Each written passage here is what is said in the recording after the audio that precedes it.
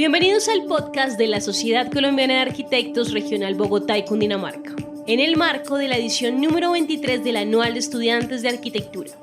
Para esta edición, 9 estrategias académicas en que profesores y estudiantes abordan el conocimiento de la arquitectura, los semilleros de investigación. Bienvenidas y bienvenidos al episodio número 49. Soy el arquitecto Sergio Antonio Perea Restrepo, curador para la 23ª Anual de Estudiantes de Arquitectura. En este episodio hablaremos de la fenomenología en la arquitectura. Conversaremos sobre cómo la disposición de los elementos, la elección de los materiales y la consideración de la luz y el sonido influye en nuestra relación con los espacios. Comprender esta relación entre arquitectura y experiencia es fundamental para diseñar espacios que no sean solo funcionales, sino también emocionalmente significativos. En este episodio le damos la bienvenida al profesor arquitecto Joan Manuel Guarín, líder del semillero de investigación Fenomenología, Composición Arquitectónica de la Universidad de América. Bienvenido, arquitecto. Bueno, muy buenas tardes a todos. Muchas gracias por la invitación. De nuevo por acá, ya teniendo la oportunidad de estar en pandemia también en un podcast. Y bueno, muy agradecido y como con la ventana de expectativa abierta para todos estos temas de semillero que son tan importantes para los estudiantes, ¿no? Y para el desarrollo de la profesión. Muchas gracias. ¿Cómo influye la fenomenología en la percepción y experiencia de los espacios arquitectónicos y de qué manera esta teoría se aplica en la investigación y diseño de la arquitectura? Ok, bueno, digamos que dentro de la perspectiva de la facultad y el semillero siempre hemos tenido como la indagación de poder entender los procesos de diseño e ir cada vez como generando otras perspectivas. Digamos que la palabra fenomenología desde la filosofía es en un concepto muy amplio de Husserl, de Hegel, del mismo Ponti, pues lo que estamos tratando es de llevarlo a la arquitectura, tratando de entender el concepto de la experiencia, de cómo pues, el estudiante puede entender la composición de diseño a partir de la experiencia de los espacios, no solo limitando a lo que normalmente cuando componemos y hacemos arquitectura, que es el tema compositivo formal exterior que siempre lo dejamos al ejercicio de diseño. Creo que una de las reflexiones que ha sido importante con los estudiantes que pertenecen al semillero es reflexionar sobre cómo ellos han abordado sus procesos de diseño siempre en la academia y cómo también dicen muchas veces esos diálogos que tenemos con los profesores de taller, donde siempre los juzgamientos son propiamente de la maqueta, ¿no? Casi como que si en la maqueta existiera un elemento que no está tan ordenado compositivamente, creemos que no tiene una serie de valores importantes. Y creo que dentro de la arquitectura una de las cosas que siempre hemos indagado es sobre cómo generamos emociones. La arquitectura genera emociones en los espacios y genera esa experiencia. Y hemos tratado, digamos, de enfocar la experiencia del semillero y hemos considerado que dentro de los procesos cuando van a componer, los fenómenos de entender esa experiencia influyen en el tema, por ejemplo, temporal del espacio. Nosotros cuando tenemos diálogos de composición de los muchachos con el simple hecho de poner, por ejemplo, una circulación en un proyecto, les decimos, mire, la circulación de poner una rampa o una escalera, que hablamos del tiempo y la velocidad de los espacios es importante, porque no es solo la necesidad de una norma técnica que no se ponga una rampa, sino es la rampa cómo se percibe la velocidad del espacio. Entonces, cuando un estudiante sabe que una rampa, la persona tiene una experiencia más lenta de ese edificio, pues empieza a componer desde el tiempo y la velocidad del mismo, por ejemplo. Empieza a componer también desde los mismos sentidos. Y entonces también es como, oiga, hagamos un ejercicio de quitar lo visual por un momento, porque sabemos que la arquitectura, como todo arte de diseño, pues entra primero por los ojos.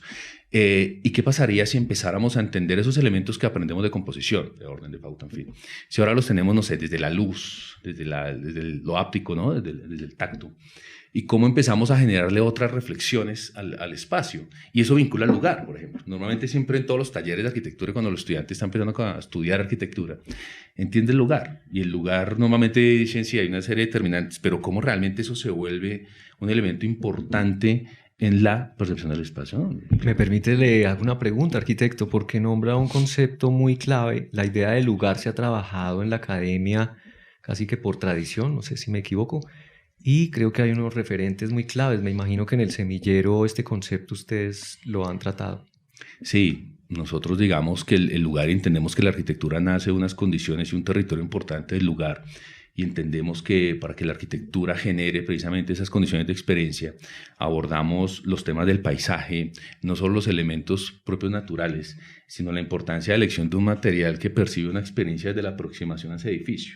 Específicamente, por ejemplo, en los talleres de diseño 1, que son los que puntualmente yo coordino, además que son ejercicios abstractos, conceptuales.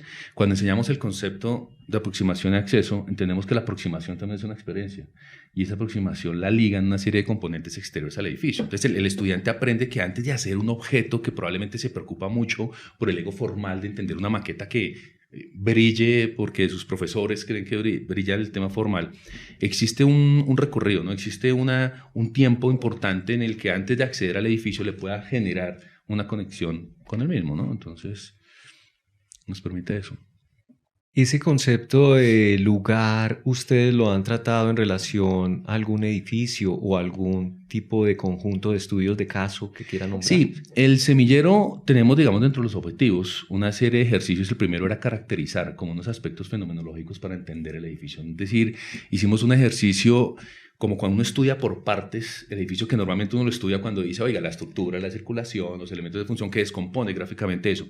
Lo que tratamos de hacer con el diseño es descomponer los aspectos fenomenológicos. Entonces, ¿a qué suena el edificio? Podemos identificar un paisaje sonoro en los accesos, por ejemplo. Entonces tomamos como referente un grupo de estudiantes, hicieron un trabajo que tomaron el Centro Cultural García Márquez y hicieron un levantamiento sonoro. Y entonces el acceso, encontrábamos que los vendedores ambulantes alrededor, las permanencias, las horas, daban una secuencia, digamos, de sonidos importantes y entonces el sonido se vuelve una determinante de diseño. Es decir, una persona podría reconocer que está entrando a un edificio o que está permaneciendo en una actividad propia de un edificio a través del sonido. Y entonces el hacer una matriz de levantamiento, digamos, de esos aspectos permite entender cosas de los edificios, ¿no? Digamos, ¿cómo conozco un edificio? No desde los puntos clásicos que conocemos de la arquitectura, plantas, cortes, fachadas, sino conozcámoslo desde otros aspectos sensoriales, experienciales, ¿no? Que es un poco los que... Sí, esa percepción que permite al individuo es muy valiosa. ¿Por qué es esencial considerar la inclusión de personas con discapacidades sensoriales en el diseño arquitectónico? ¿Y cómo puede la arquitectura ser más accesible y significativa para este grupo de individuos? Bien, comentábamos ahorita que una de las cosas importantes del semillero es como que no, y el diseño siempre se limita y excluye si no es netamente un elemento visual. Entonces muchas veces es, bueno, el proyecto que lo pueden ver, ¿cierto? El color, manejamos unas cosas que las personas ven. Pero cuando hablamos de inclusión, hablamos de discapacidades, la arquitectura normalmente lo limita solo a las personas con movilidad reducida. Entonces decimos, oiga, la accesibilidad de las rampas para...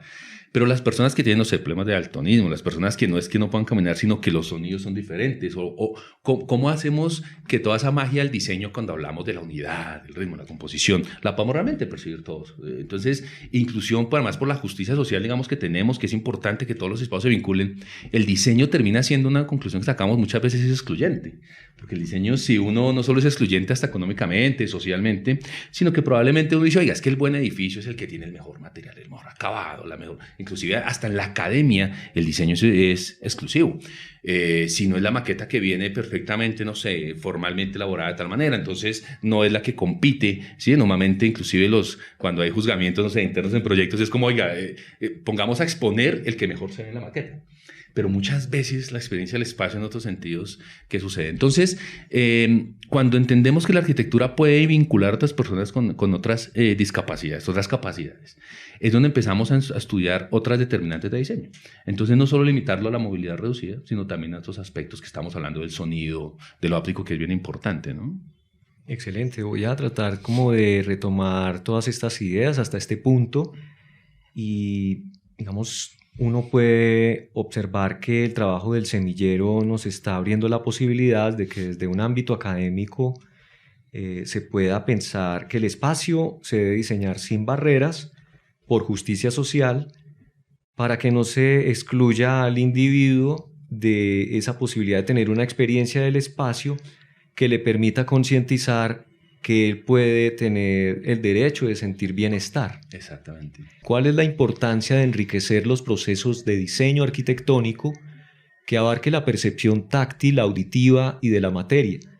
¿Cómo pueden los estudiantes y profesionales de arquitectura incluirla en la práctica? Lo que nosotros buscamos son hacer estrategias de diseño y esas tres, lo táctil, lo auditivo, digamos la materia, son las tres estrategias que empezamos a estudiar que sacan lo visual de los procesos de componer. Este es un semillero que nace dentro de la línea de pedagogía del diseño y entendemos que o la reflexión que le hacemos a nuestros estudiantes es cómo podemos aprender arquitectura, aprender a componer y a diseñar a partir de los otros elementos que no son propiamente los visuales. Entonces, cuando estudiamos, por ejemplo, la luz, cómo reflexionar mente de un espacio, normalmente el estudiante no alcanza por tiempo, inclusive cuando se centra mucho en lo visual, a hacer una reflexión profunda de la luz. Entonces, se vuelve un discurso muy como que sí, la luz, pero al final realmente cómo se compone la luz. Y uno podría hablar que existen elementos de pauta de jerarquías a partir de la luz. Hemos concluido cosas, inclusive hemos hecho matrices donde cuando en diseño en corte se generan el tema de vanos o el tema de persianados o el tema de texturizar y mover la luz dentro del espacio, terminan volviéndose elementos de composición de diseño que pueden dar esa pauta hacia elaborar el espacio. Entonces moldeamos el vacío, por ejemplo, primero hacemos unas maquetas en cemento que nos parecen muy interesantes porque el estudiante cuando moldea una maqueta en cemento tiene que pensar es en el sólido, porque lo que va a haber vacío tiene que construirlo en un sólido. Entonces ese sólido que construye, que al final es el que después vuelve el recorrido del vacío, termina siendo un elemento de composición. Entonces entendemos que al tocar esas texturas, porque la materialidad es otra, entonces también en hacer maquetas le va a dar otra impresión que no es el cartón. Si hablamos de lo pesado, pues tengo que construir algo pesado. El saber que una textura puede generar en el usuario un entendimiento del espacio. Inclusive esto de la luz lo relacionamos con el lugar cuando entendemos que una persona que no puede ver, por ejemplo, si entiende que hay luz y la luz lo está tocando y ve calor, pues relaciona el calor con el exterior, mientras el frío con el interior. Entonces, si yo no tengo luz y no tengo el sol que me está pegando en la piel como tacto, estoy en un espacio privado. Pero puedo estar en un espacio público abierto si tengo la luz manejada de otra manera. Entonces, vemos que ya la luz se vuelve más allá de un corte arquitectónico, donde vemos un tema de sombras y demás, empezar a relacionarlo con los otros elementos. Cómo pudiéramos darle inclusive una memoria de diseño a partir de esos principios. Y el sonido, pues porque los mismos materiales, cuando se elige un proyecto, es importante en términos de, pues no es lo mismo como suena la reverberación del sonido de un material que absorbe el sonido, como el concreto, el ladrillo, ¿sí? La madera, el metal, en fin, pero que además ya eligen el material no como un elemento al final de un proyecto, que normalmente en las escuelas cuando uno hace un proyecto como que se dice al final es, oiga, se acabó el semestre, pensemos en los materiales constructivos que toca el proyecto y en la misma lista de materiales, no, sino que el material obedece no solo a un lugar, o sea, una cultura del espacio, lugar, de un clima, sino también obedece a esa condición sensorial y teórica que yo le quiero brindar como emoción al usuario. Si estoy haciendo una librería, una biblioteca, lo que esté haciendo, ¿cómo interiormente quiero que la persona perciba ese espacio? ¿Cuál es la experiencia de él? ¿Sí? Depende de que sea objetiva o subjetiva. Y cómo esa elección del material también me ayuda a entender que por dentro de un material, fuera, ya tiene un argumento más sólido, digamos, la elección del material. Excelentes reflexiones porque sí nos conectan a estos principios filosóficos de la fenomenología. Y para la mayoría de los arquitectos esto se va a entender, digamos, en los procesos de pensamiento en diseño, en las experiencias que cada uno, sea como usuario o como estudiante de la arquitectura, pueda tener en algún edificio. Entonces se me ocurre como una cuestión complementaria y es sobre cómo el semillero, digamos, ha resuelto esto metodológicamente. Ya sé que hay unos referentes, unos paradigmas de pensamiento, pero ¿hay una metodología que nos puedan brindar como lección? Sí, tenemos un proceso, claro, al principio tuvimos solamente como unas reflexiones teóricas, pero ahora lo que estamos haciendo metodológicamente es un estudio de casos. Primero lo que hacemos es entender y estudiar la arquitectura a través de un levantamiento, digamos, de los edificios de esos, de reconocer, caracterizar como unos aspectos fenomenológicos dentro de unos edificios relevantes que pues los estudiantes les permita acceder, tomar dentro del ejercicio. Entonces, pues el caso que les contaba, por ejemplo, el del García Márquez, del Centro Cultural, y a partir de ahí estamos ya en esta última etapa, digamos que lo caracterizaron, y ahora eso lo estamos tratando de llevar a investigación-creación, y estamos creando unos objetos de creación con los estudiantes en el Laboratorio de Creación Digital de la Universidad, donde queremos montar una exposición a partir de la experiencia ya del usuario con un tema. Entonces, por ejemplo, el grupo que trabajó el tema del sonido y el paisaje sonoro, pues va a armar un performance artístico, un objeto de creación en el que los usuarios, cuando vean la obra, vamos a relacionar el sonido con la experiencia. O sea, queremos tener experiencias en términos del arte y cómo ese objeto pues, nos va a llevar después a tomar decisiones, digamos que en un futuro, cuando el semillero concluya esta primera etapa, determinar cuáles son los puntos con el que un estudiante podríamos enseñarle diseño y decir, mire, ¿cómo podemos concebir un ejercicio de arquitectura con estos principios y este proceso, ¿no? Es decir, ya sabemos que un ejercicio de arquitectura lo podemos concebir desde analizo un lugar, empiezo un acceso, en fin, bla, bla, bla. ¿Cómo tengo otros elementos que van a decir, oiga, yo puedo resolver una vivienda, puedo resolver cualquier uso a partir de los otros elementos experienciales? ¿Y cómo puedo aprender, sobre todo, arquitectura de otros escenarios? Que creo que le da un valor al estudiante también de bajar un poco la preocupación en términos del diseño, de que si no es el objeto que tiene 10.000 cosas, creen que no tiene un valor. Yo siempre les hago un poco la reflexión de, mire, si ustedes ven el Museo Judío de Berlín en una maqueta y no supiéramos que no es de Daniel Vives, que lo lleva un estudiante, muchos profesores empiezan a juzgarlo. Entonces dicen, es una caja que de pronto no se implanta, que son esos vanos que no están ordenados, pero la experiencia que tiene el Museo Judío de Berlín es la maravillosa y por eso se gana el concurso. Si uno mira la obra de Alberto Campo Báez, la viera en escala 1:200, cualquier profesor puede pasar y dice, pero ¿qué hubo que no le...? Y creo que por ahí no es la reflexión. La reflexión es cómo eso es tan valioso y por qué esos grandes arquitectos son lo que son valiosos desde el punto experiencial. Siempre decíamos que ese concurso se lo gana Libeskind es precisamente por ese interior, digamos, de relacionar al tiempo. Pues es que es el Museo Judío, ¿no? Es la muerte de los tantos judíos y cuando uno se mezcla el sonido de esas esculturas que suenan con el concreto, con esa luz que entra, es el silencio, es la experiencia. Entonces, ahí es donde la arquitectura realmente se vuelve un ejercicio emocional de la arquitectura, llama y reflexión. Muy importante. En este momento estamos finalizando el episodio, pero para no cortar tan fuerte, digamos, este discurso filosófico, como poder complementarlo con alguna visión que pueda transmitirse a través de lo que la Universidad de América les ha ayudado, ¿no? De pronto en consolidar una forma de ver este tema que de todos modos ha sido tratado por muchos contextos, muchas comunidades académicas. Sí. Creo que lo bueno que ha tenido ahorita la facultad, que además ha tenido una reestructuración en estos últimos 2 años, es que ha permitido entender que ahí tenemos un nuevo currículum que trabajamos por unidades y campos de fundamentación. Y ese campo de fundamentación, hemos dialogado un poco con la decana, ha sido cómo le damos las herramientas al estudiante básicas para enfrentar un ejercicio de arquitectura que no solo es en elementos formales compositivos, sino también en todos los aspectos del territorio, del lugar, y de la experiencia. Entonces también consideramos que esa parte realmente del discurso de, oiga, ¿cuál es la famosa sensación? Que muchas veces todos los que pasamos por primer semestre nos decían a veces nuestros profesores, pero qué emoción quiere generar, y muchas veces se nos confundía eso, ¿no? No decía una maqueta, pero bueno, yo realmente qué siento. Bueno, ¿cómo ahora podemos estudiarlo un poco más juicioso en términos de llevar ese discurso que cuando planteamos y leemos, por ejemplo, a Stephen Hall, ¿no? Incluimos dentro de sus textos también de esos elementos de percibir los elementos naturales que ayudan a eso. Y la universidad entonces establece ese campo fundamental y a partir de ahí, de los campos que tiene, digamos, de unidades de diseño, que son específicamente núcleos que nos ayudan a entender el programa, la tectónica y demás, pues el estudiante ya tiene otras herramientas de abordar esos temas. Entonces, cuando hablan del programa, hablan de entender el contexto urbano con un estudiante, ya no habla del contexto urbano solo con los términos propios de Kevin Lynch, que son importantes y que todos los tenemos que conocer, sino también aparecen otros discursos. Entonces, aparece el discurso de aproximarse al edificio, por ejemplo. Entonces, puedo tener un discurso de aproximación realmente experiencial antes de establecer un propio elemento de composición.